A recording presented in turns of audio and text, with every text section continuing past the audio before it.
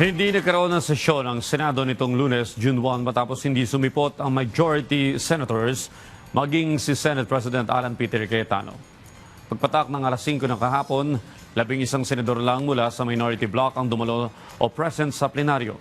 Mula sa oras na yon ay naghintay sila ng higit 2 oras ngunit walang dumating na iba pang senador. Bago umalis sa session hall, humingi sila ng paumanhid sa mga naroon na bisita. Gayun din ay pinaawit nila ang choir na dapat sana ay kakanta ng pambansang awit sa opening session. Sinilabas na joint statement ng Solid Block 11 o SB 11, tinawag na boycott of duty ang hindi pagdalo ng majority. Binatikos rin ng grupo ang anilay pagkakantala ng ilang mahalagang panukala at usapin dahil sa hindi pagkakaroon ng sesyon.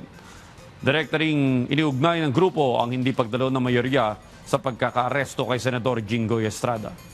Sinabi ng minority bloc na maling ilarawan umano ang nangyari bilang usapin ng Senate independence dahil ito anya ay issue na may kaugnayan sa pagpapatupad ng batas at pananagutan sa publiko. Sa huli, nilawagan ng Solid Block 11 sa liderato ng Senado na muling buksan ang sesyon at ipagpatuloy ang trabaho para sa publiko. On our part, we just want to work. Gusto na namin magtrabaho, di ba? Bakit naman naka-hostage yung trabaho ng Senado?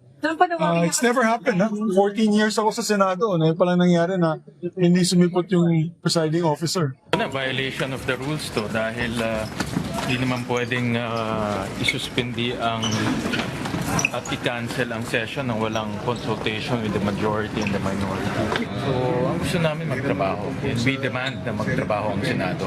Bukas gusto namin na magkaroon ng quorum, gusto namin magkaroon ng yung presiding officer open ng session para magtrabaho tayo. Dereliction of duty yung ginawa nila.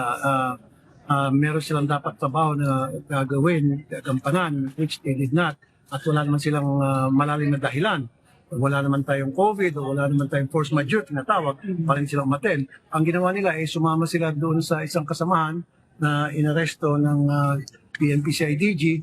Wala akong problema doon. Pero dapat pagkatapos nila maihatid sa Sandigan Bayan, sana bumalik na sila para magtrabaho na ulit.